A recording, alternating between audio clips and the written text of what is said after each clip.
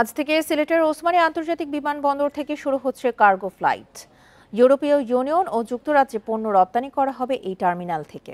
Bundle থাকলে প্রতি সেনমানিতে টাকা বাঁচবে। বিকাশ সেনমানি বান্ডেল কিনে জিতুন প্রতি লেনদেনে। রোববার সন্ধ্যা 7টায় 58 টন গার্মেন্টস পণ্য নিয়ে স্পেনের উদ্দেশ্যে একটি কার্গো বিমান রওনা হবে বলে জানান ওসমানী বিমানবন্দরের ব্যবস্থাপক হাফিজ আহমদ। সন্ধ্যায় অন্তর্বর্তীকালীন সরকারের বাণিজ্য এবং বেসামরিক বিমান ও পর্যটন উপদেষ্টা শেখ বশিরউদ্দিন কার্গো ফ্লাইটের আনুষ্ঠানিক উদ্বোধন করবেন। এর মাধ্যমে বাংলাদেশের রপ্তানি বাণিজ্যে নতুন অধ্যায়ের সূচনা হবে বলে মনে করেন সংশ্লিষ্টরা। সম্প্রতি ভারত কর্তৃক বাংলাদেশের পণ্য রপ্তানির ট্রান্সশিপমেন্ট সুবিধা বাতিলের পরিপ্রেক্ষিতে রপ্তানি বাণিজ্য সচল রাখতে এবং বিকল্প রুট খুঁজে পেতে এই উদ্যোগ নেওয়া হয়েছে।